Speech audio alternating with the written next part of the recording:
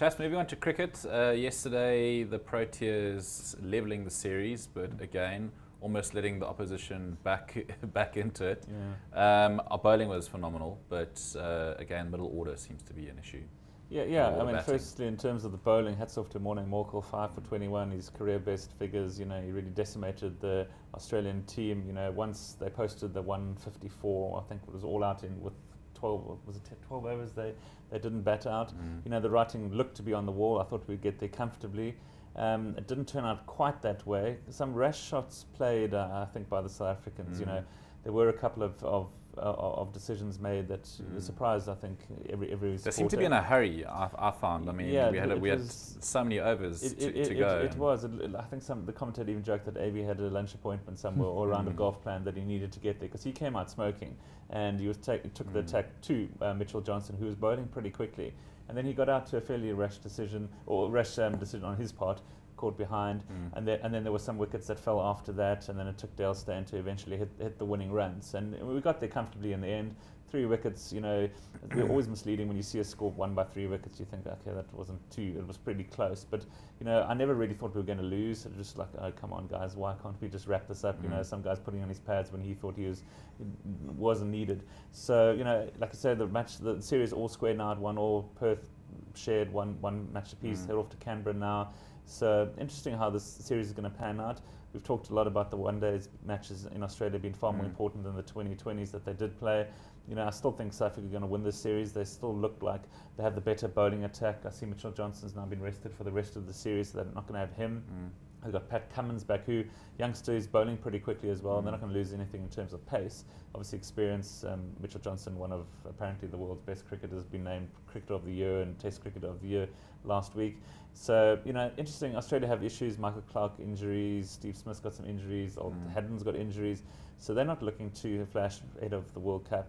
I think South Africa will take a lot of confidence out of this game. I think they won with something to spare still this weekend. I expect them to win the series still, whether it's 3-2 or 4-1. You know, I think, and then take massive confidence heading into the World Cup, which is now only, what is it, about 8 weeks away or 9 weeks away. Rob, individual performances, who impressed you and who's a concern? What I was intrigued by was the composition of the South African side, for starters. My jaw almost fell onto the floor when I read that the lineup that they'd picked, where they basically dropped Ryan McLaren, who has been struggling. They brought back Riley Rousseau, who of course is a non-bowler, which meant they were taking out basically a full complement bowler, if you like, a 10-over man out of the side, and entrusting Farhan Behardien, who's a little bit of a sort of, you know, dibbly-dob sort of medium pacer, who doesn't often even bowl full complements for the Titans, never mind for his country. So big risk taken there, but I applaud the team for actually taking that risk, because this is the time to experiment. They know that they've got a problem with the lack of depth in the batting, and it may have been one reason why AB de Villiers was in such a hurry to get the job done, because he's ever mindful of the fact that lower down in the South African order, you know, the old collywobbles can sort of take root, and I think he wanted to get the job done primarily because he was a little bit worried about exposing the tail, and thought, let's get back in the hut, you know, let's get this result out of the way. So perhaps a little bit of a sign of lack of confidence in the lower order. But coming back to Behardien, I thought he then bowled pretty reasonably. He's a guy who takes a bit of pace off the ball, so he's a different option to the sort of frontline 3 faster bowlers, if you like. And there are certain surfaces, not necessarily in Australia, I've got to say, but certain surfaces in the world where having a little niggly medium pacer who sort of grips the ball in the surface a little bit, takes the pace off, makes it difficult to hit boundaries off, isn't the worst idea in the world. And he came through reasonably okay as a bowler, including getting Shane Watson absolutely plumb in front. So that was a bonus for South Africa. I'm not sure if it's necessarily the way ahead, but when JP Dumini's fit again, he could potentially then perhaps share a 10-over quota, you know, between Dumini's off-spin and Behardien's medium pace. Maybe that's one way of deepening the batting and not affecting the bowling too much. So they're working on the balance of the team. Riley Rousseau, I thought, played beautifully, so some really commanding strokes before he unfortunately got out. He has got a little bit of a habit of sometimes when he gets in, getting out for sort of 30-something when he's just looking well set. He's got to learn how to sort of, you know, ram home the advantage as a batsman. But I thought the strokes he played were a powerful signal that South Africa were, you know, not wanting to mess about, wanted to level things up. And on the whole, a much more cohesive performance. Light years improved in the field. We didn't have the sort of Butterfingers syndrome that we had in the first game. So from that point of view, also very pleasing. And of course, as Garen said, Morne Morkel, best career figures and his second fifer, I think, in ODI. So lots to be quite encouraged about.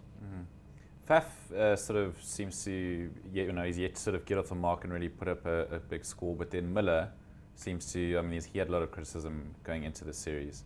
Seems to have, coped well with the pressure, particularly yesterday. Yeah, I was impressed with Miller in Perth. He got big runs in the first game when South Africa went down, but he was almost struck a nice note of defiance. And then I thought he kept his head very well. He actually played a sort of anchoring role. As Garen said, some of the guys were a little bit frantic at the crease. I thought he actually, whose natural instincts are to sort of want to belt the ball, I thought he actually played quite a nice tight sort of half defensive sort of game, if you like, determined not to give his wicket away and to be unbeaten at the crease when we got over the line, which is what you want from the remaining senior batsman at the crease, if you like. So he started to tick a few boxes again, which was good. Garen, interesting choice of venue for the third game, and just looking at the first two clashes, the wickets seem markedly different, in the space of 2 days. Yeah, I was going to say the Perth, they were talking about, the Perth wicket, notoriously one of the quicker wickets in Australia. It seemed to be a lot quicker, I thought, in the first game. The scores were a lot higher. Second match, 2 days later, suddenly a lot lower, even though South Africa were only chasing 150 odd. It didn't look like they were going to get that many more. So, yeah, obviously Australia, with a lot of venues for the Cricket World Cup, this Manuka Oval in Canberra, I don't know too much about it, but cricket is big and obviously in Australia. They've got a lot of choices for venues, obviously trying to spread it out between the 2020s and the ODIs. A little bit upset or disappointed to see only 11,000 people turn up for yesterday's match. They mentioned a number of times on TV, obviously a lot of South Africans living in Perth. Wasn't any other sporting event on in Perth, but only 11,000 turned up, which is not great. You get bigger crowds than that, I think, in South Africa had those two had played. So, maybe cricket's not as popular as we think over in Australia, or they're all saving their money for the upcoming World Cup. But yeah, interesting match scheduled for Wednesday morning now, 5:20 South African time, kicks off in Canberra. Hopefully we go 2-1 ahead in the series, but I don't know if Australia can't wait to get to Canberra. I don't know if they know anything about this wicket. I don't know if they're going to get the groundsman to prepare something that maybe doesn't suit the Dale Steyn, Vernon Fernandez, Morne Morkel, something that perhaps keeps it a little bit lower and slower. So remains to be seen. Okay, thanks guys. Thanks.